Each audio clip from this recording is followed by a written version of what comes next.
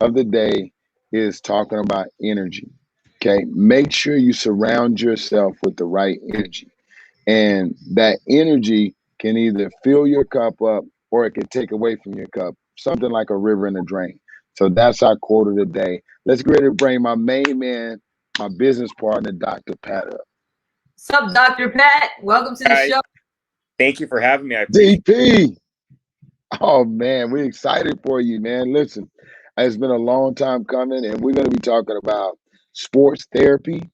We're going to talk about Sports Rehab LA and some of the good practices that you guys have going over there so we can get more clients in there to you and we can continue to push that wave over there.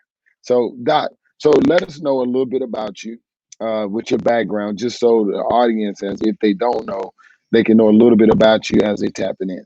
Yeah, man. Well, first of all, thank you for having me, Chris. I appreciate it. I appreciate you letting me speak about myself and my brand on your platform. But my name is Dr. Patrick, and I'm the owner of Sports Rehab LA, where we started originally just rehabbing NBA players that were hurt and coming off of injuries. And now we've really gone into the space of preventing injuries with guys. And we have really good scientific programs that we run our guys through to try to predict injuries before they happen, find them before they happen, and then help the athlete not let that injury happen.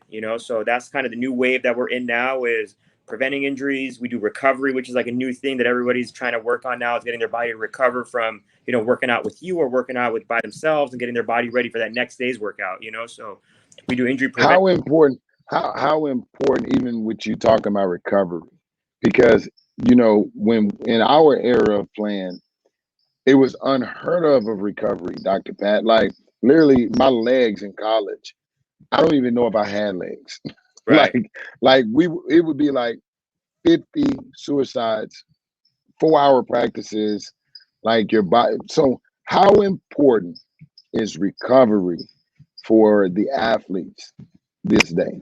I think people seeing Tom Brady at his age doing what he's doing, seeing LeBron James at his age putting up the numbers and playing the minutes he's playing at his age, realize that recovery is important. And I think guys are also realizing recovery is not about me doing recovery on Monday. It's not only about Tuesday. It's about adding years to your career 5 or 10 years down the line. That's why these guys are 36, 40 years old, able to be some of the best in the world at what they do, is because they started working on their body and their recovery at a young age. So I think recovery is good short term. It helps you recover, but I think guys are realizing it adds years to your career on the back end as well. So, Absolutely.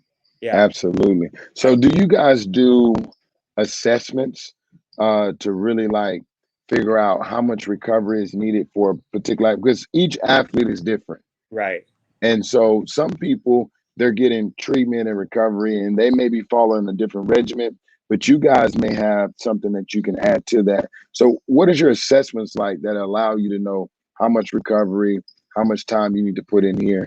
What's that assessment like? Right. So we have two different assessments. We have one where it's a full digital biomechanics test where you stand in front of the motion capture cameras and you do the muscle testing with the machines, and then you do force plates. And then we have a general mobility assessment where we just see how generally mobile is your body. And what we've seen is as your body gets sore and tired, your mobility goes down the drain, right? You get stiff.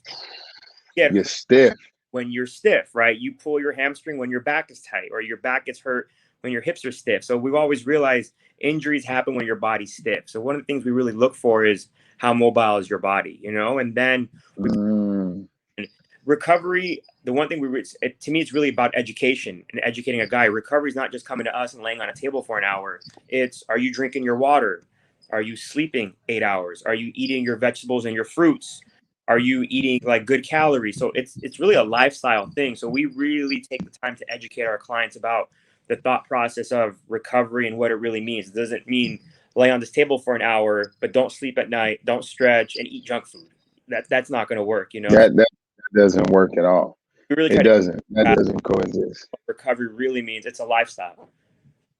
It is a lifestyle. I love that. Recovery is a lifestyle. So for you young athletes that are preparing yourself, get to LA. I know you come to see me. I got to get you to Dr. Pat, and we got to create a lifestyle, a routine for you to take care of your body. Kennedy, bring that question up. Ice or heat? we have a question for you, Dr. Pat. Ice or heat, Yeah, or can you do both? great question. Great question. It depends. There's so much variables that can sway the answer from going to ice or to heat. You know, if the simplest thing is if it's an injury and it's the first 72 hours, you want to ice it. I think Mhm. on ice, the biggest mistake people make is they ice for too long at a time because they're thinking the more I ice, the better it is. They don't realize that if you ice for longer than 20 minutes, you actually cause a negative effect. So Okay. to start, Okay. you want to ice 15 minutes, max 20. Don't go over that. If you go over, you're actually causing a reverse effect. So that's ice. After the 72 hours, you want to start applying heat. So it just depends on when the injury happened, how acute is it? Is it on a joint? Is it swollen? So there's a lot of factors. That's a really difficult question to Is answer. that like a is that like a contrast, There you like heat, cold? Like if I had a sprained ankle, could I contrast it maybe after the yeah 72 hours to kind of get the blood yeah going again? How would that work? yeah absolutely. Contrast is a really good thing to do after 72 hours. We usually tell our clients to do about 7 minutes of each. The only rule with contrast is you have to finish with ice. So when you're contrast, Mm. you have to finish with ice no matter what. So if your timer goes Because off, you want to close, you want to close up the vessels. You it, want to let the vessels kind of like close up. yep, exactly. So that's kind of like the last thing you want to do. Always finish with ice when doing a contrast bath. That's like a little pro tip. That that's a good one, Kennedy. I see another great question. It says, "Oh, opinions of Zion's body. Should he lose weight or is he just built different?" I can help you with this question too, Dr. Pat. Just in my opinion, I think number one, he's built different, but I think maintaining the proper body weight could really help him with injury preventions. What you think about that, Yeah, Dr. Pat? some guys they're just big boned, right? And they're going to be thick. They're never going to be skinny, slender. Zion's never Mm-mm. small, skinny player, and I don't think he wants to be. What makes him special is he's able to move at that size. But in my opinion, he's about 15 pounds too heavy. So Right. he needs to lose 15 pounds. And I was kind of disappointed when I know when he hurt his meniscus his rookie year, and he kind of came back looking big. Like if I was in his corner, I would have really been pushing his diet and pushing his cardio because that was a time to lose 10 pounds or 12 pounds, and unloading some of that weight that puts pressure on your knees. So I don't think he needs to lose, 30, 40 pounds, but I think he really No. needs to lose 15 pounds. You look at a player like the Joker, right? He lost 15 pounds from last year to this year, and he's having a great year. And he You realized, can see it. You can see it in his right, body. he's still putting up the right numbers, but he doesn't want to go lighter than that. And I think Zion's the same thing. He's going to have to pick a summer where he just really locks in. It's just hard because he's a young kid, and when you're young, you can eat whatever you want, and you're averaging 20 points, and you're an all-star. And he's so talented, man. Right. He's so talented. So it's just physics. It's a lot of weight to be moving up and down and pushing it, up Yeah. and court, jumping And up. he's explosive. Like his first jump is like unbelievable. But you know what I've really noticed about him? His second jump is faster than 90% of the people that I've seen. Like it's like boom, boom. And I always think about his weight, but I'm from Texas, and I've seen a lot of big boned, structured Right. players. But if he can tighten it down, he would be so fabulous. That's actually a good question. Is his sweet spot, in my opinion. Yeah. Yeah. So mental recovery, is that just as important as a physical recovery? Mental health is the new wave. Mental health is huge, and Chris, this, in my opinion, basketball or all sports is all about confidence. It's all about confidence. I've seen some of the best All about confidence. girls lose their confidence and they look like crap, and I've seen some guys that are not that good just be confident, and a year or two later they break out, So in my opinion, confidence is so important. That just falls in line with mental health, and mentally being like, you look at the bests like Larry Bird, Magic, Kobe, Mike, like they were all tough as nails mentally. Right. They missed game winners all day long. You know what I mean? But they didn't stop them from shooting other game winners. They never stop.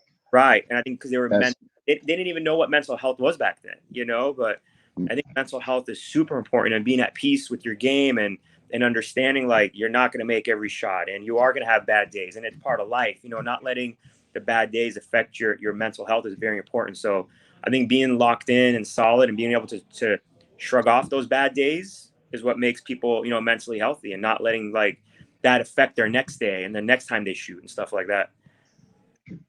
How important, this is for basketball players. How important is like hip mobility to a basketball player? Everything. Being able to move those. Everything. You know, it's we at Sports Rehab LA, we preach two things: hip mobility and ankle mobility. You have to have loose hips and A, you'll prevent a lot of injuries, but B, it makes you a better basketball player as a whole, because what I really work on with my guys is getting low when you attack the rim, like getting your hips down, right? I'm not a basketball coach, but I can work on their mechanics. So the guy, Right. like what made Derrick Rose special those first 3 years of his career before he got hurt, he was able to get low. It's explosive. So was Derrick Rose, right? So if you can get your hips down, you're more explosive. So that, and I think guys that have mobile hips are more, they're better on-ball defenders because they're able to slide from side to side better. So I think having loose hips is super important. And they can turn and run. So like if I'm in a defensive stance, if a guy moving, a lot of guys want to push slot, but you got to really like turn, run, but that requires your hips to go poop, poop, and move again, which is really hard to do. Absolutely. Really hard to. Yeah. So Dr. Pat, do you work with celebrities also? I know, you know, you're specializing in athletes. I know you have some of the best football players in the world, some of the best basketball players. But do you work with people outside of sports? Yeah, you know, I think I always give everybody this analogy. I feel like I work with everybody. If you're a young kid or a high school player or a college kid or just an average parent, like, it's not about working with me individually. I've created an amazing recipe and formula for therapy for injury prevention. So if you work with me or you work with one of my aides, you're getting the exact same treatment. I'm not better than them, you know, because I've taught them everything I know. So they're just as good as me. It's a system. Correct. You have a system. I have a system. Exactly. So like even while we're right now, I have coaches and trainers that are developing, and they're in the system, and so we all can get better in the system. Exactly. And when the players understand the system, they can help identify the things that's going on. So it helps us speed up everything when everybody's on together, which is amazing. Right. I got another question from Jamie. It says, how do you test your ankle and hip mobility? Ooh, great question. We have, and it's hard to really talk about it without showing it to you, but we have a simple ankle mobility assessment where you'd be able to put your hands flat against the wall, so the edge of the wall, and your hand here, and then your toes go against your hand, and you should be able to, keeping your heel on the ground, bring your knee to touch the wall and back.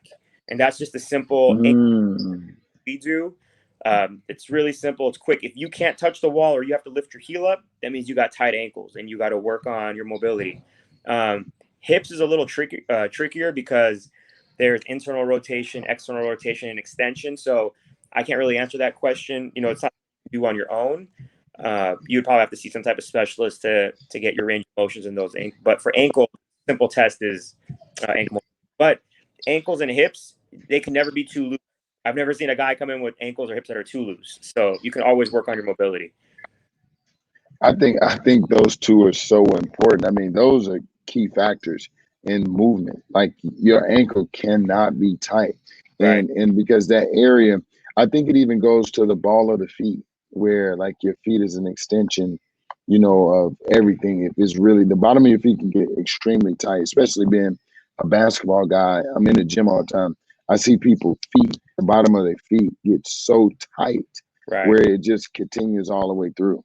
Absolutely. Like we look at big toe, we look at everything. So having tight ankles can cause you to have knee issues and knee pain. And you know, one issue can cause problems in your other kinetic chain, like up your chain or down your chain. So sometimes the ankles are stiff, causing knee problems, or sometimes the ankles are stiff, causing low back issues as well.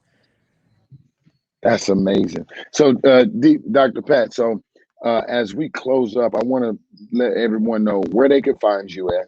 Okay, what's your socials? Because we want people to reach out and get over there to Sports Rehab LA. No, for sure. I appreciate that. Obviously, anybody that's listening is more than welcome to shoot me a DM with any questions that you may have about your personal, feel free to message me and I'll answer them the best as I can. My Instagram is DRPAT. So Dr. Pat _SRLA. And then we have a company Instagram, which is sportsrehabla.com. And our website is sportsrehabla.com. We're in Encino, California.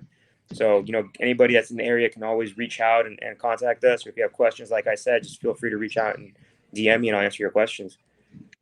And as Dr. Pat mentioned, guys, so you'll know, he has a full staff. They have a full facility with pretty much everything that you're going to need, from your injury preventions to your weightlifting to your whole structure of your body program there. And he's one of the best in the game. And I'm proud of you, Dr. Pat, and thank you, happy Chris. that we're working together. Yeah, man. That's amazing, bro. Thank you so much for having me. Yeah. Oh, it's amazing, bro. We'll get all the footage over to you also. Sounds Kennedy, good. What's up? Nothing like having a good doctor here. Doctor always, they prescribe that medicine. You know what I'm saying? That therapy. Ooh, I like therapy.